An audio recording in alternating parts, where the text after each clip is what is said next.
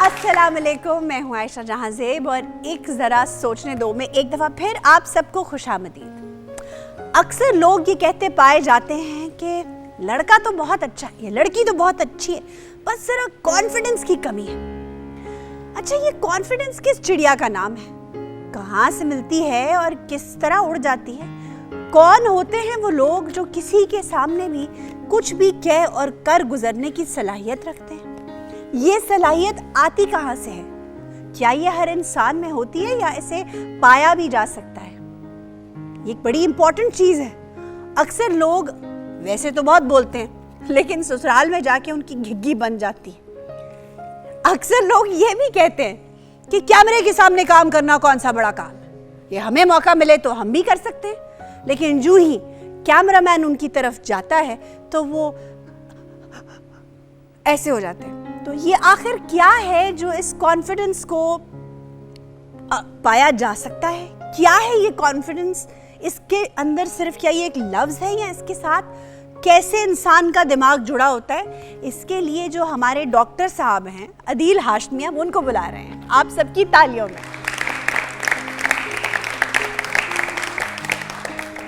आयशा अस्सलाम वालेकुम। वालेकुम अस्सलाम। सबसे पहले तो एक इतराफ़ वो ये है कि इनके सामने मेरा झूठा सच्चा कॉन्फिडेंस जो है ना वो ज़मी बोस हो जाता है, मुनहदिम हो जाता है, टुकड़े टुकड़े हो जाता है। ऐसा क्या किया है मैंने? किया कुछ नहीं होता।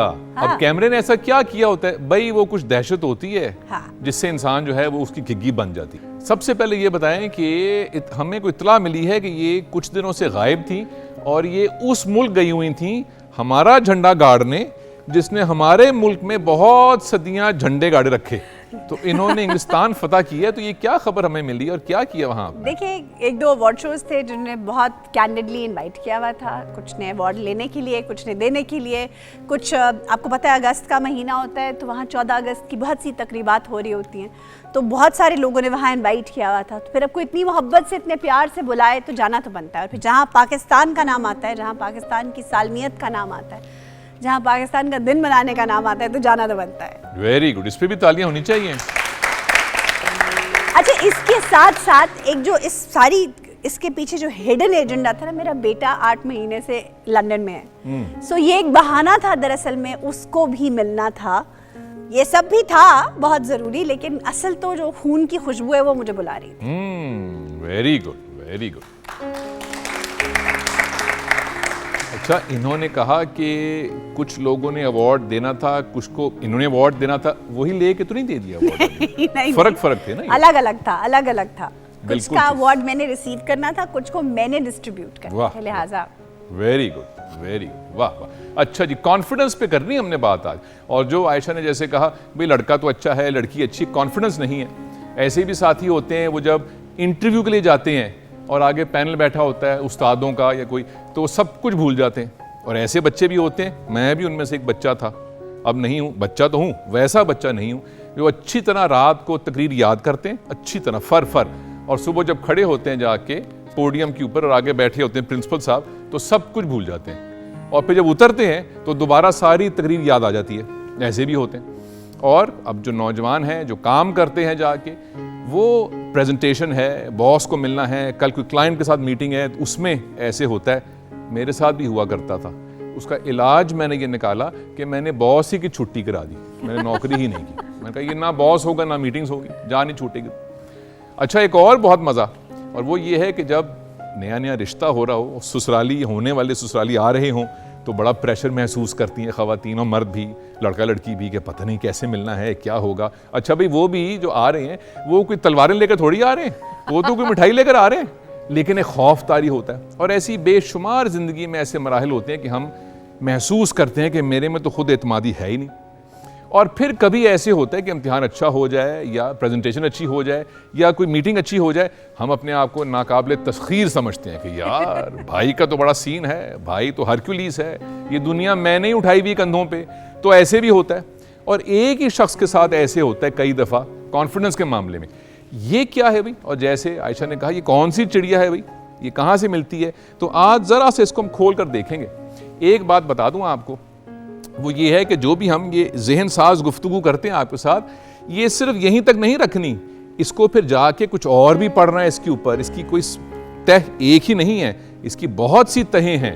तो हमारी कोशिश होती है कि हम कुछ ऐसी चीज़ दें कि आपके अंदर एक तजस्सुस जो है वो तहरीक ले और फिर आप और पढ़ें जाके। तो आज मैंने एक चीज़ ये भी करनी है और फिर एक और भी, हमारा भी एक हिडन एजेंडा है, उस पर भी करेंगे बात। लेकिन पहले ये जो चिड़िया है कॉन्फिडेंस, सबसे पहले तो मैं देखता हूँ कि बहुत ज़्यादा लापरवाही से लोग लफ्ज़ों को अदा कर देते हैं, बल्कि अदा करना भी नहीं कहना चाहिए, लोग लफ्ज़ों को ऐसे गिरा देते हैं। और वो लफ्ज़ अहम लफ्ज़ हैं, वो लफ्ज़ कीमती लफ्ज़ हैं, वो लफ्ज़ कोई पाकीज़ा लफ्ज़ है, बहुत दिलचस्प लफ्ज़ है, लेकिन लोग तवज्जो नहीं देते कि होंठों से क्या अदा कर दिया। अरे भाई देखो तो सही उस लफ्ज़ को। तो मैंने जब पढ़ना शुरू किया तो मैंने कहा अच्छा भी ये जो कॉन्फिडेंस लफ्ज़ है इसको ज़रा देखें कि ये कौन है भाई, इसके अंदर कौन है। तो पता ये चला कि ये इसका ताल्लुक़, इसकी बुनियाद एक कदीम लातीनी लफ्ज़ से निकली हुई है। और ये दो लफ्ज़ों का एक मुरक्कब कह लीजिए एक तरह से, एक कौन और एक फिडेंस। तो कौन जो है ये लातीनी ज़ुबान में विद, साथ, I am with you, he is with me, I am with them, तो ये जो साथ है। और वो जो फिडेंस है जिसको फिडेयर कहते हैं लातीनी ज़ुबान में, उसका क्या मतलब है, ये हैरान कुन बात है।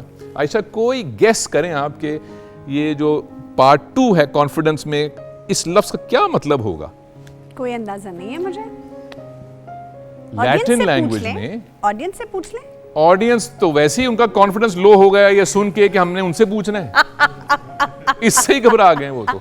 चलिए फिर आप ही बताइए।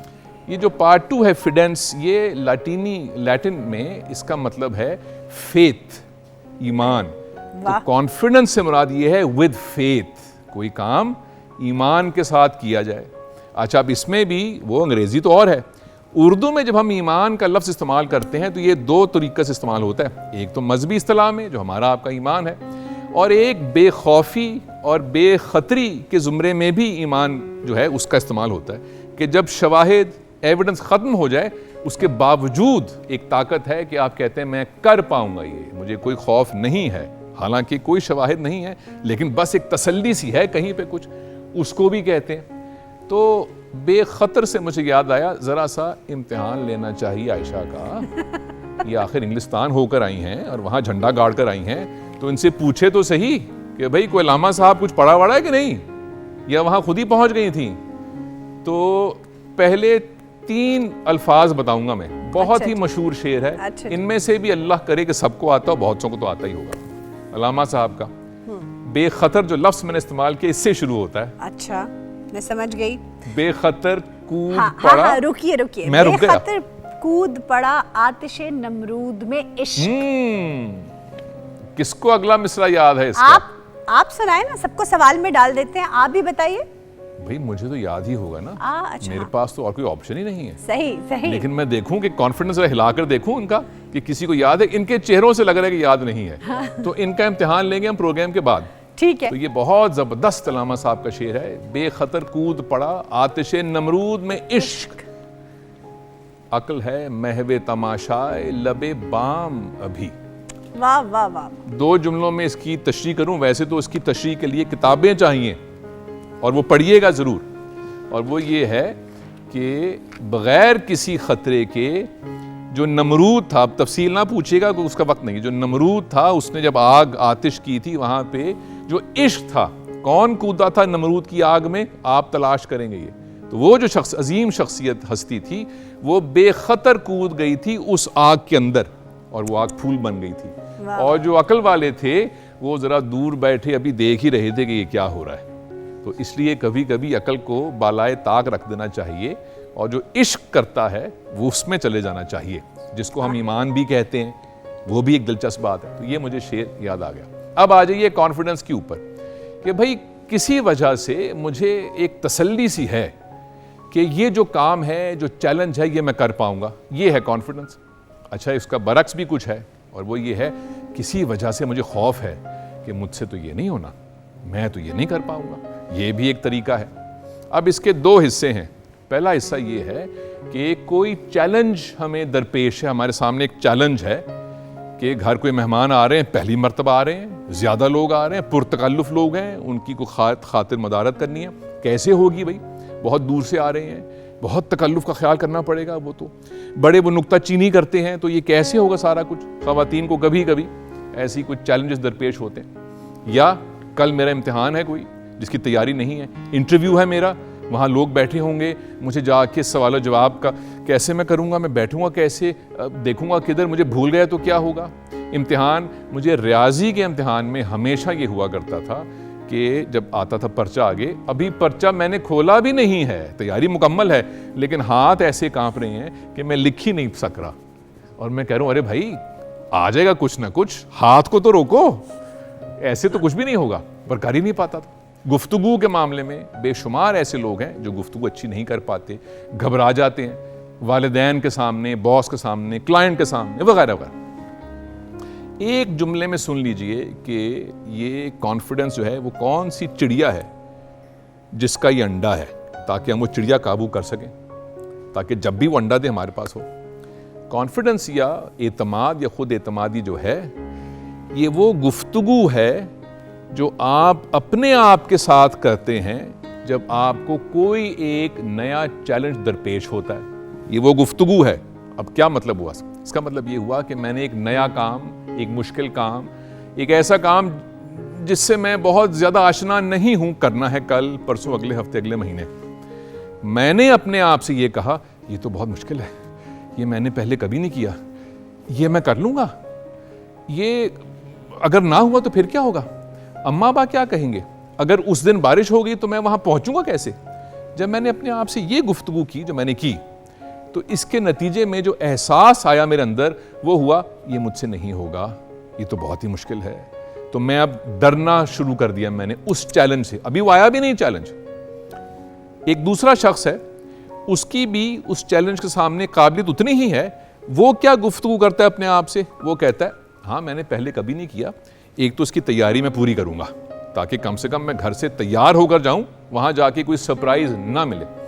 दूसरे, मुझसे पहले भी लोगों ने ये किया है और अगर मैं इसमें कामयाब ना हुआ तो कोई क़यामत नहीं आएगी, मैं दोबारा कोशिश कर लूंगा और इस अटेम्प्ट से मैं सीख लूंगा। तीसरे, हाँ अगर ये मैं कामयाब हो गया, जो हो सकता हूं मुझसे पहले जो लोग कामयाब हुए हैं वो सारे के सारे अफलातून तो नहीं थे, उनमें से कोई मुझ जैसा भी तो होगा ना, यानी कि मेरे अंदर वो काबिलियत मुमकिन है कि हो कि मैं इससे पार हो जाऊं, फिर कितना मजा आएगा। ये जो गुफ्तगू है इससे अपने ही आपने हौसला अफजाई की है। और ये जो पहले वाले साहब थे, कुछ मेरी तरह के थे, इन्होंने गुफ्तगू करके जो कुछ कोशिश थी उसको भी दबा दिया। इन दोनों का जो कॉन्फिडेंस होगा बिल्कुल एक ही चैलेंज के सामने वो बिल्कुल मुख्तलिफ हो जाएगा, बिल्कुल मुख्तलिफ। अब आ जाइए पार्ट 2 के ऊपर। अभी रुकिए, पार्ट 2 पे बात होगी, लेकिन एक छोटे से ब्रेक के बाद। स्टे विद अस।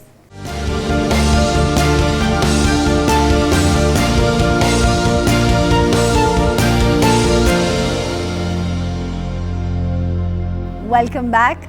आप देख रहे हैं एक ज़रा सोचने दो, मेरे आयशा जहां ज़ेब और अदील हाशमी के साथ। और आज का मौजूए सुखन है कॉन्फिडेंस, यानी खुद एतमादी।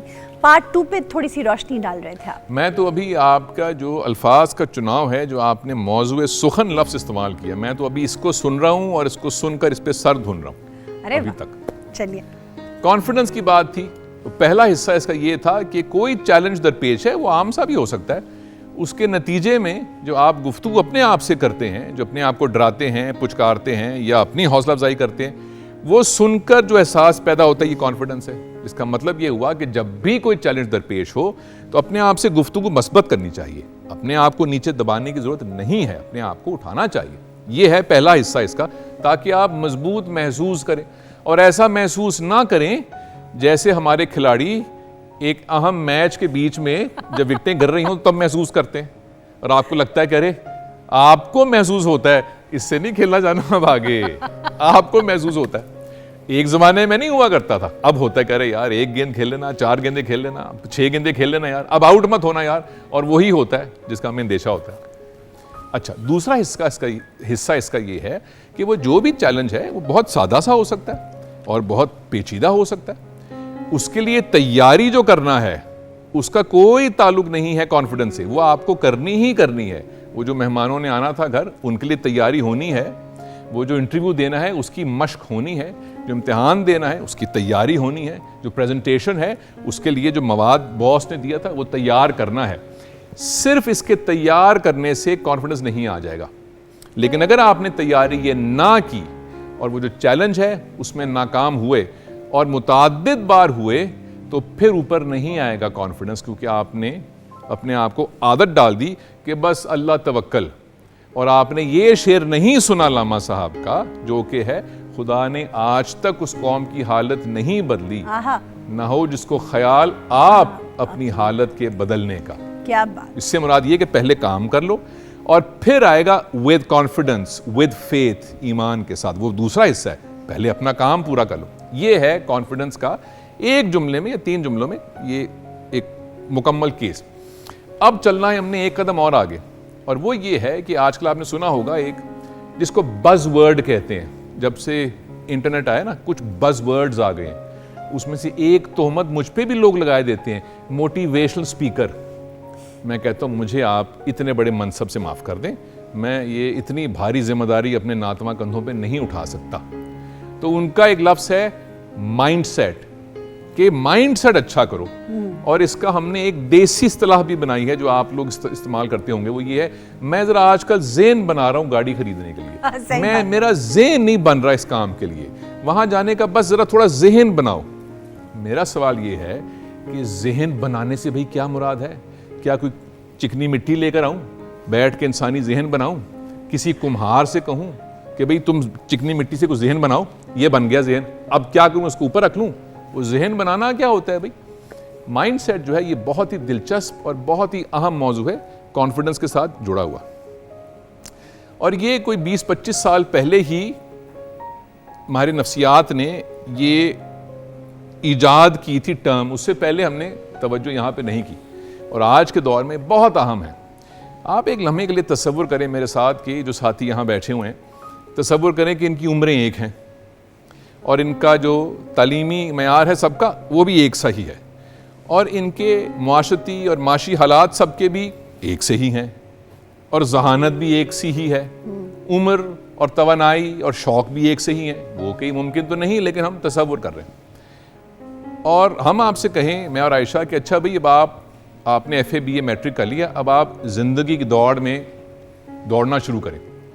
और हम यहाँ बैठ गए, जैसे आयशा बैठी हुई महारानी बनकर, और मैं ऐसे खड़ा हुआ बाअदब, जैसे मैं खड़ा हूँ बाअदब, और आप लोग अब ज़िंदगी की दौड़ में अब चल पड़े, सब एक ही जगह से, एक ही स्टार्टिंग लाइन से, एक ही तरह की तैयारी करके, एक ही जहानत, तालीम, बैकग्राउंड, तरबियत के साथ। और हमने यहाँ से दूरबीन से देखा तो पता लगा कि कुछ सालों के बाद कुछ लोग पीछे रह गए, कुछ दरमियान में है, और कुछ बहुत ही आगे चले गए। और हम ये सोच रहे हैं कि इनकी तालीम, तरबियत, सोशल स्टेटस तकरीबन सब बराबर थे, तो वो आगे के निकल गए और कुछ बहुत पीछे रह गए।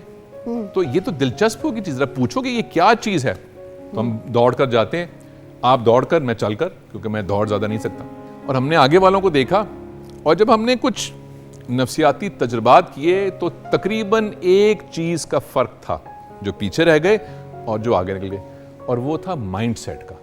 अब आप देखिए कि कितना अहम एक उनसर है कि जो आपको ज़िंदगी में आगे भी ले जा सकता है, दरमियान में भी रख सकता है और पीछे भी रख सकता है। जबकि आपकी तालीम भी ऐसी थी, तवानाई ऐसी थी, सेहत ऐसी थी। अरे तो ये कौन है भाई? ये भाई साहब कौन है माइंडसेट जो ऐसे आपको आगे भी ले जा सकते हैं, पीछे भी?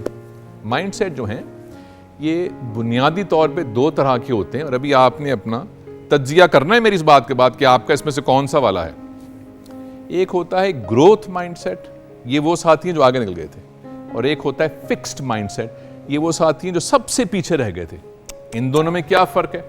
इन दोनों में फ़र्क ये है, एक तरह से देखिए कि आप दुनिया को कैसे देखते हैं। हमारा ये ख्याल है, ये बात मैंने पहले की, पर बात अच्छी है, गो कि मेरी नहीं है, पर बात अच्छी है। हमारा ये ख्याल है कि हम दुनिया को ऐसे देखते हैं जैसे कि दुनिया है, और उसका तज्जिया जब करते हैं तो अपने आप को यकीन दिलाते हैं कि दुनिया ऐसी है जैसी कि मैं कह रहा हूँ, क्योंकि मैंने तज्जिया किया। लेकिन हम दुनिया को ऐसे नहीं देखते, हम दुनिया को ऐसे देखते हैं जैसे हम हैं।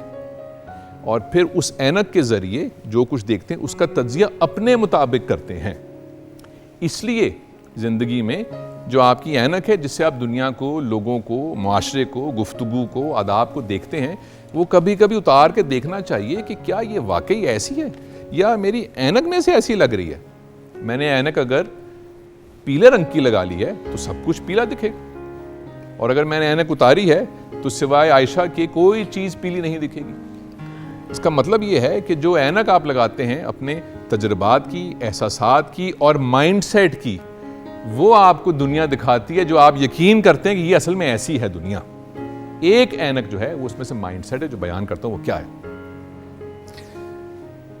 आप तसव्वुर करें कि दो साथी हैं यहाँ पे, वो एक ही तालीम है और एक ही दफ्तर में वो काम करते हैं, और एक साथी जो है वो आज दफ्तर गया था और कोई असाइनमेंट थी जो उसके बॉस ने उसको दी, और बॉस को जब उसने वापस की तो बॉस ने खूब डांटा कि ठीक नहीं की तुमने, और उसका दिन अच्छा नहीं गुजरा। वो घर आया और उसने सोचा कि अच्छा यार ये जो बॉस है ना, ये तो इसको जो चीज़ दो ये ऐसी करता है। एक और साथी उसी बॉस के पास जाता है, वो वैसी ही असाइनमेंट लेके, उसको भी डांट पड़ती है।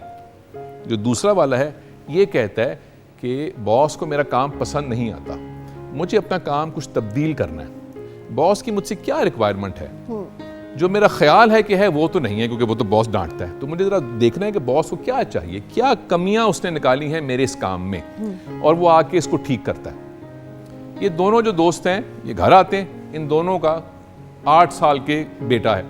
इत्तेफाक ऐसा है कि दोनों बेटे जो हैं वो कुछ पढ़ाई में मुझ जैसे हैं, तो दोनों रियाजी में फेल हो गए 8वीं जमात में। तो ये जब दोनों घर आते हैं तो पहला वाला बेटे को डांट के ये कहता है कि तुम्हारी स्कूल की फीस मैं देता हूँ, दिन भर मैं काम करता हूँ, तो तुमसे इम्तिहान पास नहीं होता, और कल से तुम्हारा खाना पीना जो है फलाना, और टीवी बंद और नेटफ्लिक्स बंद, और तुम मैथ्स की ट्यूशन पढ़ोगे और यही करो।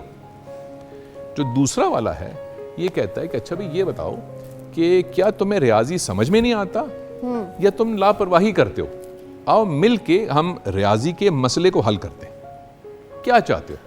तो बेटा कहेगा जी मेरी तवज्जो नहीं थी, या मैं खुद कर लूँगा, या मुझे टीचर चाहिए, वो जो भी कहेगा। तो दोनों मिल के उस मसले को हल करने की कोशिश करते हैं। फिर डॉक्टर को दोनों जाके मिलते हैं, तो डॉक्टर कहते हैं अपना टेस्ट कराएं, तो दोनों का कोलेस्ट्रॉल हाई है। तो पहला वाला कहता है एक तो ये डॉक्टर जो है ना, मेरे तो ख़ानदान में ही कोलेस्ट्रॉल है, मेरा तो ये ख़ानदानी मसला है, मेरे तो DNA में है, मेरी जीन्स ऐसी हैं। मैंने कई दफ़ा बीवी से कहा है कि मुरगन ग़ज़ाएँ मत बनाया करो, सुनती तो है नहीं मेरी बात, मेरे तो बस किस्मत ही फूटी है, और वो अपनी ज़िंदगी वैसे ही रखता है। जो दूसरा वाला है वो कहता है कि मेरे बच्चे अभी छोटे हैं, मुझे बहुत जल्दी फौत नहीं होना, मुझे ध्यान करना है अपनी सेहत का। गो के मेरा दिल करता है कि हरीसा भी खाऊं और पाए भी खाऊं, किसका दिल नहीं करता, लेकिन मुझे ये हफ्ते के हफ्ते ही मुझे अब इजाज़त है, I will not be careless with my health. दूसरा ये कहता, ये जो मैंने आपको 2 मिसालें दी, दोनों साथियों के साथ बिल्कुल वही कुछ हुआ। आप देखिए कि दोनों ने कैसे उस रुकावट का तज्जिया किया अपने लिए। एक ने यह तय किया कि मैं दुरुस्त हूं, जो कुछ खराबी है वो बाहर ही है, मैंने अपनी जगह से नहीं हिलना, बॉस भी गलत है, स्कूल भी गलत है, बच्चा भी गलत है, डॉक्टर भी गलत है, मेरी बीवी भी गलत है, मैं नहीं हिलूंगा। और दूसरा ये कहता है कि हाँ भी दुनिया मेरी मर्जी से तो नहीं चलती, काश चलती होती, मुझे आगे निकलना है, मुझे इन रुकावटों के ऊपर से दाएं बाएं इनको हटाकर, धक्का लगा के, सीख कर आगे निकलते जाना। ये जो 2 साथी अपने आप से गुफ्तगू करते हैं, ये इनका माइंडसेट है। एक का ग्रोथ माइंडसेट है जो आगे निकल जाएगा जिंदगी में 20 साल के बाद, उसका बच्चा रियाजी पढ़ भी लेगा, उसकी सेहत भी अच्छी रहेगी, उसकी प्रमोशन भी होती चली जाएगी। और जो दूसरा वाला है, इसकी प्रमोशन भी नहीं होगी, इसका बेटा भी नहीं पढ़ेगा और शायद इसकी हेल्थ भी खराब होती जाए, सिर्फ एक वजह से, वो ये है कि इनका जो माइंड सेट है वो इन्होंने हिलने नहीं दिया अपनी जगह से, तज्जिया नहीं किया, ऐनक नहीं उतारी अपनी सोच की कि मैं और देखूं और सीखूं। आखिरी एक बात, और वो ये है कि हम सब जो हैं, हमारे इन दोनों में से कोई एक माइंडसेट नहीं होता, बीच में रहता है। हम कुछ बातों के बारे में तो ग्रोथ माइंडसेट होता है हमारा, हम सीखते हैं, देखते हैं, तज्जिया अच्छा करते हैं, और कुछ बातों के बारे में हम बिल्कुल ऐसे साबित कदम रहते हैं और कहते हैं नहीं नहीं अरे मुझे पता है भाई, और मुझे ना बताओ भाई, और मैं बड़ा पुराना ही करने वाला हूँ। तज्जिया ही नहीं करते। आपने कितनी दफ़ा ये सुना या देखा होगा, शायद खुद भी किया हो, बगैर ये जाने कि आप ये क्यों करते हैं। मैंने अक्सर किसी से पूछा, किसी ने को कुछ काम किया, मैंने कहा इसको ऐसे क्यों करते हो, इसमें तो वक्त भी लगता है, रुपए पैसे ज़ाया होते हैं, इसको ऐसे करके देखो। तो उसने कहा ऐसे ही करते आए हम कब से। अरे भाई, तो अपने आप को सवाल तो करो कि किसी ने कभी ऐसे किया होगा, कोई वजह होगी, नहीं भी होगी, तो तुमने फिर सोचा भी नहीं उसके बाद कि इसको ऐसे कर लिया जाए। क्या बात। और ये जो बात है कि अपने जगह से हिलना नहीं है, ये वो एक और चीज़ है साबित कदमी, उस पर हम कभी और बात करेंगे। ये अभी हम ये बात कर रहे हैं कि ऐसी चीज़ जिस पे आपको यकीन है या आपने सोचा भी नहीं है, लेकिन आप कायम हैं, उसके ऊपर कार बंद है। अरे तो एक काम करते हैं, क्यों ना हम शवाहिद लेके ज़रा ऐनक उतार के इसको टेस्ट करें चीज़ को कि क्या ये ऐसी है जैसी कि हम सोचते हैं, समझते हैं, हमें यकीन है कि ये ऐसी है, क्या ऐसी वाकई में है, क्या हम ये बावर करने को और इसका एतराफ़ करने को तैयार हैं कि अगर ये ऐसी ना हुई तो फिर। मैंने एक टेस्ट दिया, अपने मेडिकल टेस्ट, आज से कोई 3-4 साल पहले। मुझे यकीन था कि उसका नतीजा वही आएगा जो मेरा ख्याल है, और मेरे ख़ानदान में सबको यकीन था कि इसका नतीजा वही आएगा जो हमारा सबका ख्याल है, वही की ख्याल था। और तुम वक्त भी ज़ाया कर रहे हो और एम ही हमें डरा भी रहे हो और रुपए पैसे भी ज़ाया कर रहे हो। लेकिन मैं चूँकि कुछ मामलों में मेरा ग्रोथ माइंडसेट है, ज़्यादा मामलों में नहीं है, कुछ में है, तो मैंने कहा अरे जब मुझे यकीन है कि मैं सेहतमंद हूँ, लेकिन डॉक्टर ने कहा कि टेस्ट कराओ, तो टेस्ट भी करा लेते हैं। तो टेस्ट और मेरा जो ख्याल है वो मैच हो जाएगा। तो पता ये चला कि मेरा ख्याल ये था और टेस्ट का रिजल्ट बिल्कुल बरक्स, बिल्कुल मुतजाद आया उसके। ओए होए। अब मैं ये कहूँ कि नहीं साइंस गलत है, अरे भाई साइंस तो गलत नहीं है, आपका जो ख्याल है वही गलत है। इस एक बात ने बिल्कुल मुझे तब्दील करके रख दिया कि कैसे अपने बारे में इंसान जो है वो बहुत से मुगालतों में मुब्तला होता है। वो कई मामलों में अपने आप को बहुत आला और उर्फा समझता है, और बहुत से मामलों में अपने आप को बहुत कमज़ोर और कमतर समझता है। लेकिन सच्चाई गालिबन कहीं बीच में है, गालिबन कहीं बीच में। इसको दूसरों से पूछ के, शवाहिद लेके टेस्ट करना चाहिए कि भाई ऐसा है कि नहीं है। आखिरी एक बात, मुझे मालूम है कि आखिरी बात आखिरी कही थी, पर ये वाली आखिरी है, और वो ये है, आप ये देखिए कि कैसे हमारे घर के बाहर जो तनूर है उस पर लिखा है कि यहाँ पे सियासी मजहबी गुफ्तगू करना मना है। तो मैं हैरान होता हूँ इस बात के ऊपर। वो हैरान मैं इसलिए होता हूँ क्योंकि आज से 25, 30, 50 बरस पहले ऐसा कुछ भी नहीं था। हर कोई गुफ्तगू किया करता था, और ना सिर्फ ये कि इख्तलाफ होता था बल्कि शदीद इख्तलाफ होता था और शदीद दोस्ती भी होती थी। ये क्या जादू है भाई कि शदीद इख्तलाफ और दोस्ती भी उतनी ही शदीद। अरे ये क्या जादू है? ये जादू ये है कि दोनों फरीक़ैन का जो माइंडसेट है गुफ्तगू के बारे में, वो ग्रोथ माइंडसेट है। मेरा एक तज्जिया है, मेरी एक राय है, मेरा एक मुशाहिदा है, मेरा एक मुताला है, वो ऐसे है, इसका मुताला मुशाहिदा कुछ और है, और ये आपस में इनका कोई ताउन नहीं है। तो ना सही, आओ बैठ के चाय पीते हैं भाई, चाय पीते हैं। और जब आपका माइंडसेट फिक्स्ड हो जाएगा और अब कोई आपसे इख्तलाफ करेगा, ये भी बहुत अहम चीज़ है जो कि नौजवानों को और बड़ी उम्र के नौजवानों को भी बतानी चाहिए कि अरे भाई किसी बात के ऊपर ज़रूर कारबंद रहो, ज़रा उसको हिला के देखो तो सही कि जो तुम्हारी दलील है उसमें कोई दम भी है कि नहीं, दम भी है कि नहीं। और हर किसी को ये करना चाहिए ताकि हम ग्रोथ माइंडसेट की तरफ जाएं। अब आखिरी एक बात, एक दफा और, इससे पहले कि आप आखिरी बात पर जाए, हम एक छोटी सी ब्रेक पर जा रहे हैं। हम ले रहे एक छोटी सी ब्रेक, स्टे विद अस।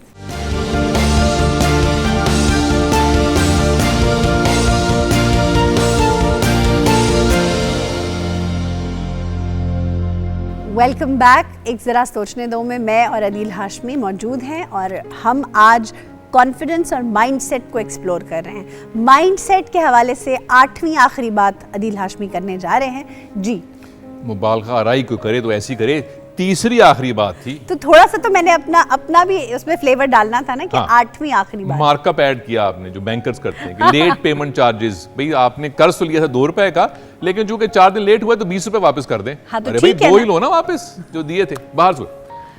ये जो हमने अभी गुफ्तगू की कि कैसे इंसान को सोचना चाहिए कि अरे भाई जरा अंदर से देख लो कि ऐसे है कि नहीं है, और जो मैं दलील देता हूं इसके खिलाफ वो चेक तो करो वो दलील दुरुस्त भी है कि नहीं।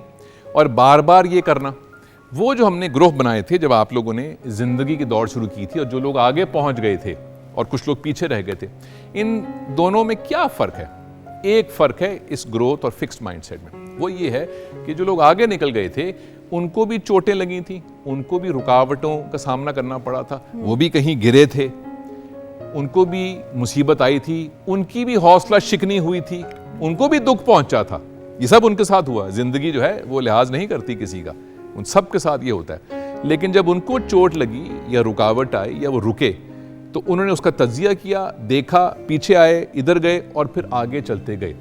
जो दूसरे साथी थे जो पीछे रह गए, उनको जब चोट लगी या रुकावट आई, उन्होंने वही किया जो हमारे उस दोस्त ने किया था। ये तो जगह ही ठीक नहीं है, ये तो मौसम ही अच्छा नहीं है, पाकिस्तान में तो ये हो ही नहीं सकता, हमारे ख़ानदान में तो ये मुमकिन ही नहीं है, मेरे अंदर तो ये सलाहियत ही नहीं है, मैं तो सुबह उठ ही नहीं सकता। और एक इस्तेलाह इस्तेमाल करते हैं आजकल के लोग, I am not a morning person. सुबह उठना मेरे बस की बात ही नहीं है। ये वर्जिश करना जो है ना, ये तो मैं कर ही नहीं सकता। फला खुदा न खास्ता नशा, हाँ मुझे मालूम है कि मुज़रे सेहत है, मैं ये छोड़ ही नहीं सकता। हाँ ये जो दिल तो बहुत चाहता है कि मीठा ना खाऊं, लेकिन जब आगे गुलाब जामुन आता है ना तो पता नहीं क्या होता है, मेरा हाथ बेकाबू हो जाता है। ये सब कुछ जो है कि मैं नहीं कर सकता, ये सब कुछ है, ये बिल आखिर माइंड सेट का ही नतीजा है। अपने आप को बताना शुरू करेंगे, अरे भाई एक सेकंड क्यों नहीं कर सकते? ठीक है अभी नहीं हो पाएगा, आदत बहुत पक्की है, लेकिन शुरू तो करो।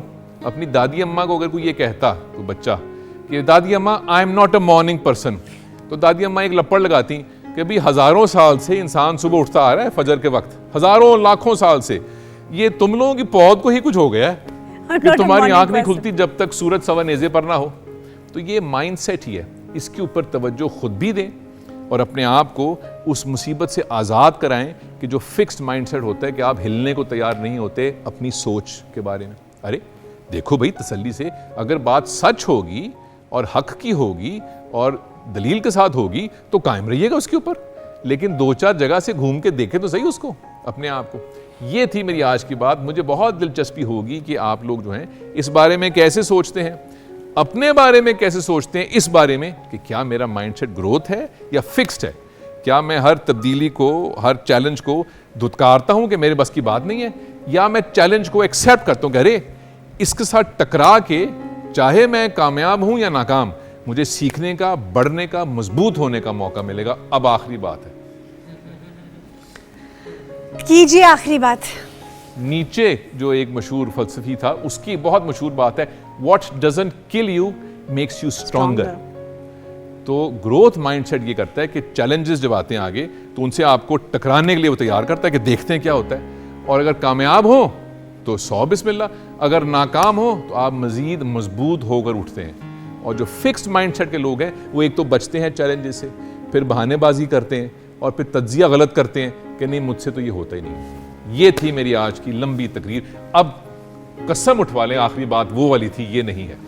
खत्म हो गई आपकी आखिरी बातों का सिलसिला। अब हम चलते हैं, बढ़ते हैं अपने ऑडियंसेस की तरफ और उनसे जानते हैं कि उनका क्या ग्रोथ माइंडसेट है, या वो घबराते हैं, कॉन्फिडेंस की जो चिड़िया है उनके पास है या नहीं। जी जनाब, पहला सवाल। मेरा नाम सर मोहम्मद आतिर सिद्दीकी है, और सर मैं ये समझता हूँ कॉन्फिडेंस जो है वो एक प्रैक्टिस है, और वो जो है वो बचपन से ही पेरेंट्स करते हैं, सबसे ज़्यादा उससे ही सीखता है। तो ये मेरी वालदा हैं, I am proud of my mother, और मेरी मदर ने मुझे बचपन से ही इसकी प्रैक्टिस करवाई, और अब मैं स्टेज पे एड्रेस करता हूँ और वो प्रैक्टिस इतनी अच्छी हो चुकी है कि अब मुझे डर नहीं लगता, और वो बचपन से ही हुई है, और मुझे ऐसा लगता है कि पेरेंट्स का बड़ा रोल है इसमें सर। बहुत शुक्रिया सर। अच्छा, बाज़ औक़ात पेरेंट्स के ज़्यादा पुश करने से बच्चे और ज़्यादा घबरा जाते हैं या लोगों का सामना कॉन्फिडेंस से नहीं कर पाते, ये तो बहुत अच्छी बात है। यानी इसका मतलब है कि आपका ग्रोथ माइंडसेट है जिसने डिफरेंट चैलेंजेस को एक्सेप्ट करने में आपका साथ दिया है। जी, कुछ की वालदाएं ऐसी होती जैसे मेरी वालदा हैं कि वो ऐसी खौफनाक हैं कि मेरा तो दब ही गया कॉन्फिडेंस, आज तक दबा हुआ है। अभी ये दबा हुआ है कॉन्फिडेंस, तो ये हाल है, ना दबा होता तो फिर क्या होता। अस्सलाम वालेकुम। वालेकुम अस्सलाम। समटाइम्स ऐसा होता है जब कोई इमरजेंसी आ जाती है, जैसे एक्सीडेंटली डेथ हो जाती है, तो वहाँ पर लेके जब कॉन्फिडेंस हो जाता है तो वो उस सिचुएशन को किस तरह हैंडल करें, आप गाइड कर सकते हैं? देखें, ज़िंदगी में कुछ मराहिल ऐसे आते हैं, खुदा ना करे कि आपको आए, जिनकी कोई तैयारी नहीं हो सकती। हाँ। उनकी जो एक्सट्रीम केस उसे कहते हैं कि खुदा ना खास्ता अगर न्यूक्लियर वॉर हो जाए तो क्या करें, खुदा ना खास्ता अगर कोई बहुत आपको अजीज़ है और आपकी आंखों के सामने वो दम तोड़ रहा हो या दम तोड़ गया हो तो क्या करें। इसका मेरे पास कोई जवाब नहीं है कि उस मौके पे क्या करना चाहिए, सिवाय इसके कि खुदा ना करे कि आपके ऊपर ऐसा वक्त आए। अच्छा, मैं इसमें थोड़ी सी आपकी हेल्प कर सकती हूँ। देखिए, इंसान जब, जैसे इन्होंने कहा कि खुद से बात करना और ख़ुद से बात करके इस मसले को हैंडल करने की कोशिश करना, ये एक वाहिद तरीका है। मैं तो जब बचपन में छोटी थी तो शीशे से बहुत सारी बातें कर लिया करती थी। आजकल के बच्चे ऐसा नहीं करते और जिसकी वजह से बहुत सारी चैलेंजेस, इवन लोगों से, अपने बहन भाइयों से बात करना भी उनके लिए एक बहुत बड़ा चैलेंज बन जाता है। तो इस चीज़ को भी आप ऐसे ही एड्रेस कर सकते हैं कि अपने जहन में ऐसी सिचुएशंस बनाएं जहां आप सोचें कि जो आपका बहुत प्यारा है उसने एक दिन मतलब फितरी अमल के साथ चला जाना है। तो उसको जब आप इमेजिन करेंगे ना, तो वो जो फीलिंग्स पहली दफ़ा इमेजिन करने पे शौक आएगा, फिर दूसरी दफ़ा इमेजिन करने पे रोना आएगा, तीसरी दफ़ा इमेजिन करने पे आप थोड़ा सा खुद को थोड़ा सा सेटल्ड महसूस करेंगे। फिर आप सोचेंगे कि अब मैंने क्या करना है, किसे फ़ोन करना है, किससे बात करनी है इस मौके। तो you prepare your self, that's what basically you can do. यही आप कर सकते हैं और जितना आप अपने ऊपर काम करेंगे उतना ज़्यादा ये चैलेंज आसान हो जाएगा आपके लिए। जी, एक चीज़ का मैं इजाफा करूँ, बिल्कुल 110% दुरुस्त बात, और वो ये है कि अगर कोई ऐसी सिचुएशन आपके जहन में है, खुदा न खास्ता कि कोई अजीज़ बहुत करीबी है, जब कभी ये जाएगा या जाएगी दुनिया से तो मैं कैसे इसके बगैर रहूँगा या रहूँगी, वो भी एक चीज़ है। या और कोई चीज़, ये बिल्कुल दुरुस्त बात है कि उस अमर का अपने साथ गुफ्तगू करना जो है, बार बार उसको अपने तख़य्युल में फेस करना जो है, उससे भी कॉन्फिडेंस ज़रा बेहतर होता है। इसीलिए प्रैक्टिस जो है किसी काम की जब 4-6 दफ़ा करते हैं तो खौफ उतर जाता है। मैं अब जब यहाँ से ख़त्म करूँगा काम तो मैं बैठूँगा गाड़ी में और मैं घर जाऊँगा, मुझे बिल्कुल घबराहट नहीं होगी क्योंकि मैं ये पहले कर चुका हूँ मुतअद्दिद बार। लेकिन जब पहली बार मैं गाड़ी लेकर घर से निकला था अकेला तो बहुत खौफ था भाई। तो ऐसी चीज़ों में या किसी भी चीज़ में उसको तसव्वुर करके बार बार उसके साथ गुफ्तगू करना अपने आप के साथ, वो भी एक अच्छा तरीका है, उससे भी कॉन्फिडेंस बेहतर रहता है। लेकिन बाहर सूरत जो आपने एक्सट्रीम केस बताया, खुदा ना खास्ता, उसमें इंसान के अंदर क्या गुजरती है वो अल्लाह जानता है और वो बंदा जानता है। जी हुजूर। अस्सलाम वालेकुम सर। सर मेरा नाम गुलाम कादिर है। सर अभी आपने बात की माशाल्लाह कॉन्फिडेंस के ऊपर कि कैसे कैसे कॉन्फिडेंस आता है, तो अभी मैं जब बात करने लगा था तो मेरे दिल की धड़कन बहुत तेज़ थी। लेकिन यह है कि जब बंदा एक दफ़ा बोलना शुरू कर दे तो फिर आहिस्ता आहिस्ता वो स्लो होना शुरू हो जाती है। तो मेरा आपसे क्वेश्चन यह है कि माशाल्लाह आप जिस तरीके से बात करते हैं, आपकी बात में एक हंसी का पहलू बहुत ज़्यादा होता है। तो आप किस तरीके, मतलब आप थोड़ा गाइड कर दें कि अपनी बातों को कैसे इंटरेस्टिंग हम बना सकते हैं। जैसे आप जब बात करते हैं तो साथ साथ बंदे दिलचस्पी भी बढ़ती है बाद में, और साथ साथ जो है एक मैसेज भी मिल रहा होता है। तो ये थोड़ा गाइड कर दें सर कि अपनी बातों को कैसे थोड़ा ना दिलचस्प बनाएं सर। अपने आप को बहुत संजीदा मत लें सिर्फ दूसरों पे फिक्रे ना कसें, अपने ऊपर भी फिक्रा कसा करें। हम भी कौन है, तो जब गैर संजीदा रहेंगे अपने बारे में तो गुफ्तगू जो हल्की फुल्की हो जाएगी वो। और वो जो आपने कहा कि दिल धड़क रहा है, अल्लाह करे कि दिल धड़कता रहे काफ़ी देर तक, इसको धड़कने दें। अच्छा, इस बात में मैं एक छोटा सा जुमला इसकी जो है ना एडिशन करना चाहूँगी कि जब आपको, हम जब महफिलों में बैठते हैं तो दूसरों का मजाक उड़ाते हैं, जब आप अपनी ज़ात पर मजाक उड़ता देखें और साथ हंसें कि आप पे मजाक आपका कोई उड़ा रहा है और आप मुस्कुरा रहे हैं, तो जब आप में इतना कॉन्फिडेंस आ जाएगा ना कि अपने ऊपर आप मजाक ले सकेंगे। कोई आप कौन सा आपने कोई इजाद की है इलेक्ट्रिसिटी के, आप पे मजाक नहीं हो सकता, उस पर भी लोगों ने बहुत से फ़िक्रे कसे होंगे, बहुत हंसी मजाक किया होगा। तो जब आप अपने कंधे लूज़ करके इस चीज़ को एक्सेप्ट कर लेंगे ना कि मैं भी एक आम ही इंसान हूँ और मेरा भी मजाक बन सकता है, तो जब आप वो करेंगे तो आपकी गुफ्तगू भी मज़े की हो जाएगी, मज़ेदार हो जाएगी। उसमें बहुत से और अंसर और बहुत से पहलू और साथ साथ मिलते चले जाएंगे और इंटरेस्टिंग हो जाएगी गुफ्तगू। जी अस्सलाम वालेकुम। देखिए, सवाल मेरा ये है कि जब हम सवाल करते हैं तो हमारे जहन में भी उसका एक आंसर मौजूद होता है। अब गुफ्तगू थी हमारी ग्रोथ माइंडसेट और फिक्स्ड माइंडसेट। जिनका ग्रोथ माइंडसेट है माशाल्लाह वो तरक्की भी कर रहे हैं, अपने बच्चों को भी अच्छे से गाइड कर रहे हैं, लेकिन जो है एक फ़िक्स माइंडसेट का जो बंदा है, क्या कोई ऐसा तरीका है कि हम उनका फ़िक्स माइंडसेट से हटाकर उनको ग्रोथ माइंडसेट की तरफ ला सकें? क्या कोई ऐसा तरीका है कि हम उनको भी ग्रोथ माइंडसेट की तरफ बुला सकें कि जी आपको भी ये चीज़ सीखनी चाहिए या ये काम ऐसे करना चाहिए, जो आप कर रहे हैं वो ठीक नहीं कर रहे? मेरी बहन, इससे पहले कि जो डॉक्टर साहब हैं वो जवाब दें, मेरा एक छोटा सा मशवरा है कि जब तक कोई इंसान अपने दिल से खुद नहीं चाहता ना कि वो अपनी ग्रोथ माइंडसेट की तरफ चला जाए या फिक्स माइंडसेट से हट जाए, आप उसे ज़बरदस्ती किसी तरफ दिखा भी देना कोई रास्ता, वो उस रास्ते पे नहीं चलेगा। ये उसकी ज़ात के अंदर से आना चाहिए कि अच्छा मैं ऐसा हूँ तो मुझे ऐसा होना चाहिए। अब ये डॉक्टर साहब आपको बताएंगे। जी डॉक्टर साहब। जब वो सो रहे हों, जो भी हैं, मुझे नहीं मालूम वो कौन है, सोते सोते उन पे बहुत ठंडा पानी डाल दिया करें, 1 हफ्ता ऐसे करें, माइंडसेट ठीक हो जाएगा इंशाल्लाह उनका। जी, ये मेरी बहन ने भी सवाल पूछना। अस्सलाम वालेकुम। जी वालेकुम सलाम। I am a mother of 4 son. माशाल्लाह। So I want to ask that कि जो कॉन्फिडेंस है उसके ना होने की जो मैं समझती हूँ एक वजह यह है कि कॉम्प्लेक्स, आप किसी कॉम्प्लेक्स के अंदर होते हैं जिसकी वजह से वो कॉन्फिडेंस आपका डेवलप नहीं होता है। तो एक तो ये मैं बात आपसे डिस्कस करना चाह रही हूँ कि ये जो कॉम्प्लेक्स है इसको किस तरह हटाए, क्योंकि वो जब हटेगा आगे से तभी वो आपका कॉन्फिडेंस आगे आएगा।